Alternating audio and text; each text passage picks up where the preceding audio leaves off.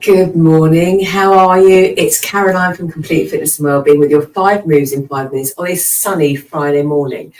How are you doing? I hope you're well. I hope you've had a good week and you've got a good weekend coming up. Are you going to be tuning into the Olympics? All that starting today.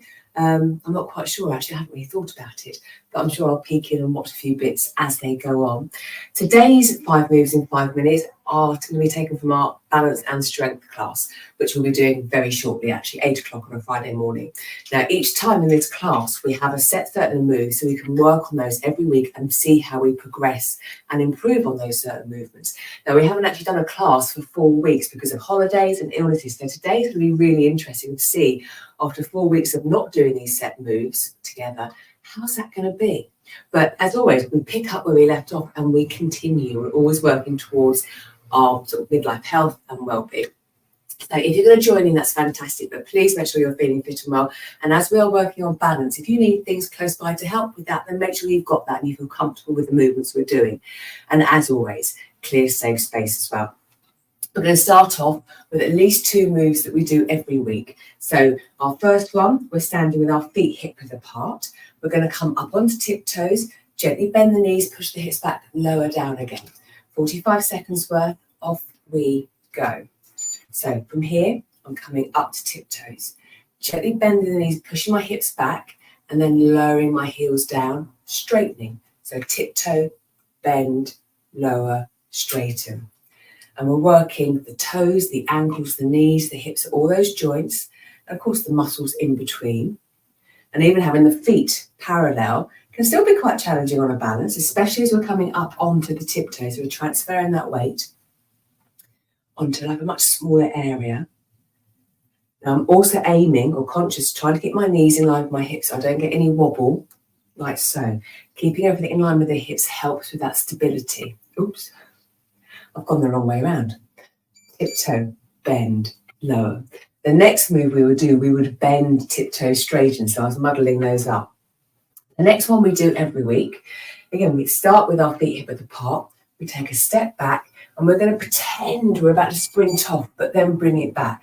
So we're coming up onto the tiptoes, pausing, coming back. We can get the arms involved too, so we get some shoulder movement. I'm still making sure both my heels come down to the floor as well. So I'll start off feeling grounded and then I can go off into my sprint. Sometimes it's finding that tipping point where you're going to go that little bit too far, but getting to that point, pausing, core helps as well to contract and pull us back. And for this, again, I'm still maybe looking straight ahead to help with the balance. But if this feels okay, could we add a look left and a look right? Which in real life, when we're walking or we're running, we've got to stop and look left and right. So we're adding to that movement too.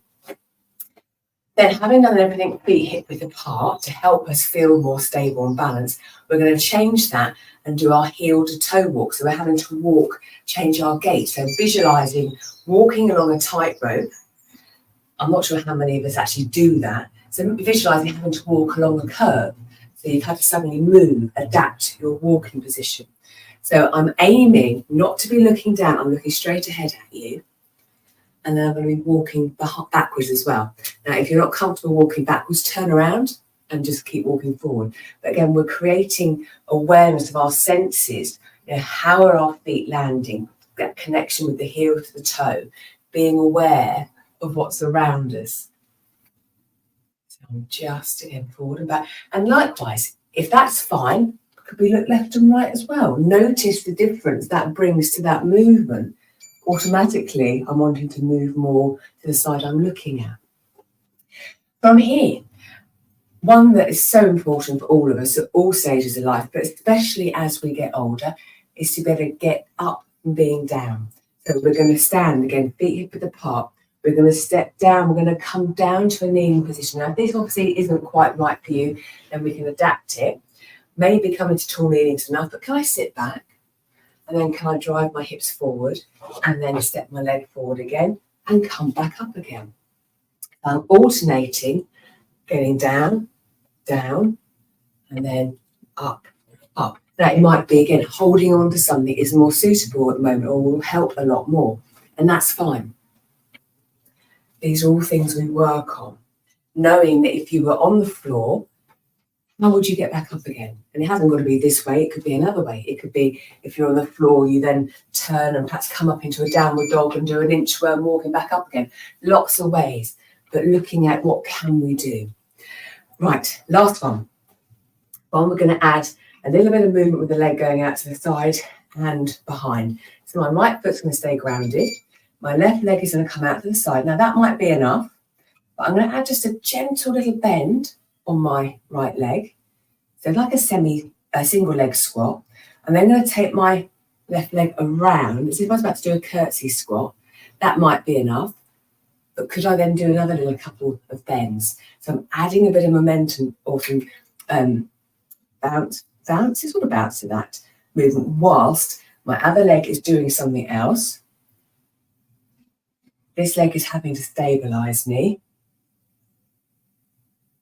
And I'm having to concentrate on that movement. So I can feel this leg really working now, the thigh working as we're getting that little bend. And again, it's supporting everything there. But if we didn't want to do the bend, we could just take the leg out to the side.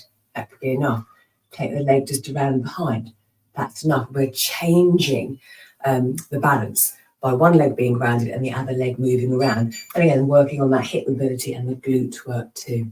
So there we go. There are 5 moves in 5 minutes that we'll be doing very shortly, along with plenty of other moves as well, just to see how our balance is, to work on the strength, our awareness, again, of our joints, our mobility, so that as we age, we get up and down, we can do all the things we need to do, walk on that tightrope if we want to. Let me know how you get on. I'd love to know. Thank you for joining me. Lovely to see you there, but I haven't got my glasses on, so I couldn't see you quite well. Hope that was of use. I will speak to you all soon. Have a super weekend and take care. I'll see you soon. Bye.